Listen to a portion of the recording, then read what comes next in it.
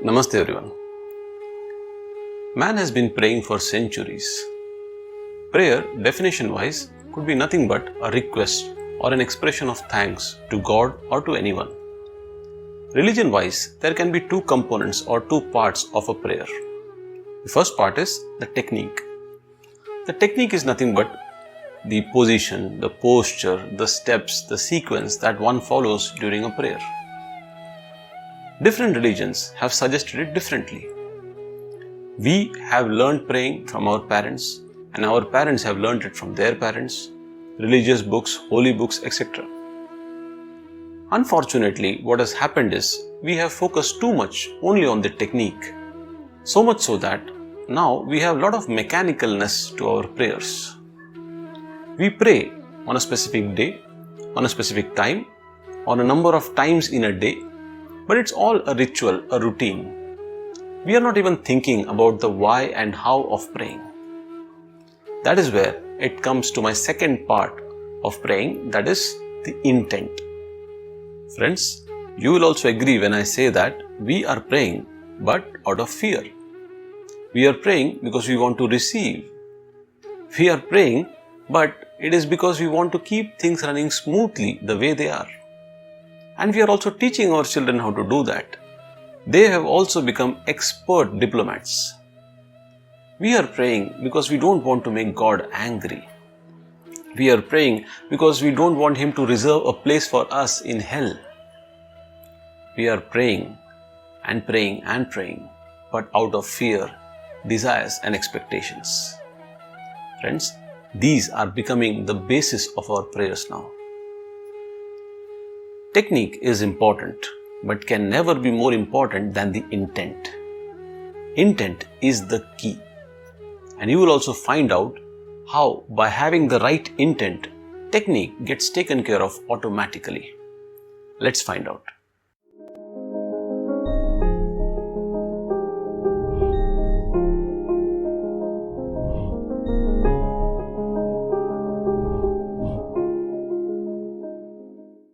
The question is, should we be God-fearing or should we be God-loving?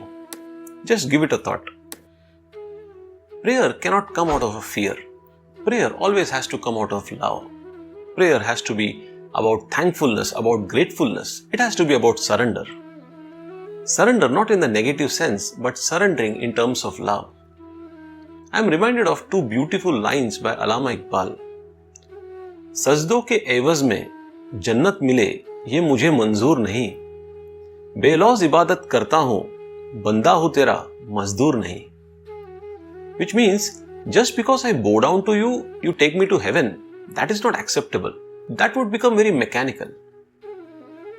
I am not a laborer. I am your creation.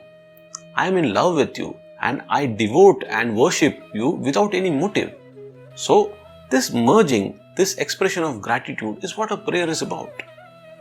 A prayer is about this kind of a surrender. In fact, all religions have beautifully merged, blended this technique and intent so well. But unfortunately, we have only focused on the technique part of it. For example, the Bible says, "Humble yourselves in the presence of the Lord, and He will exalt you." In Islam, during Salah, one brings his hand towards his ears to indicate that, "O Lord, I surrender to you." Same way, in a temple, when a devotee brings his palms together, it has got a lot of meaning. This is the Anjali Mudra. The fingertips touching each other as if completing a circuit in our body. Each of the fingers have a lot of meaning here. The first three indicates the three gunas meant for humans. The little finger indicates tamas, the ring finger indicates rajas, and the middle finger indicates sattva. The index finger represents the Jeev Atma or the individual soul, and the thumb indicates the Param Atma or the universal soul.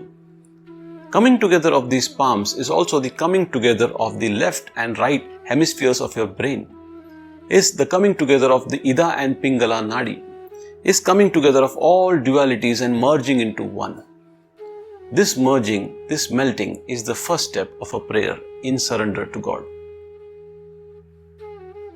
Prayer means bowing down to existence. acknowledging that He has given you a life to live, to experience, and to love. Whatsoever the religion, the head always prostrates in reverence before Him. In Islam, during Salah, when one prostrates, his forehead, nose, palms, knees, and toes touch the ground. The Bible says, "Come, let us worship and bow down. Let us kneel before the Lord our Maker." Same thing applies in Hindu, Sikhs, and many other religions. Prostrating the head or bowing down the head has got a lot of significance. The head is the seat to 5 senses of yours, the Pancha Indriyas. Eyes to see, ears to listen, nose to smell, tongue to taste, and skin to touch.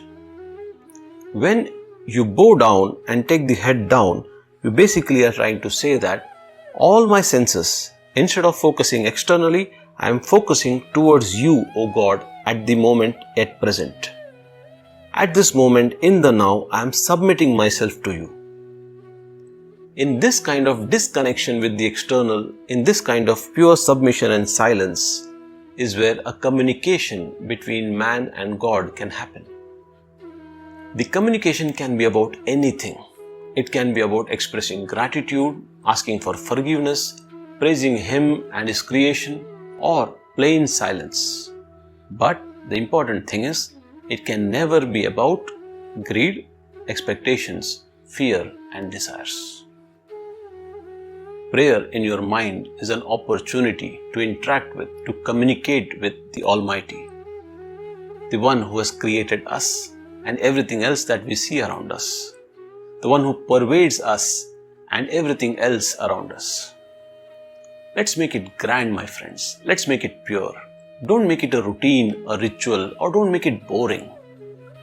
You should enjoy it. You should love it. You should look forward to it. Smile and laugh if you want. Cry and complain if you want. It's a one-to-one, personal thing. There are no rules about it. But make sure you value the time and the connection between yourself and the divine. Stay blessed. See you soon. Till then, and afterwards, happy praying. Enjoy praying.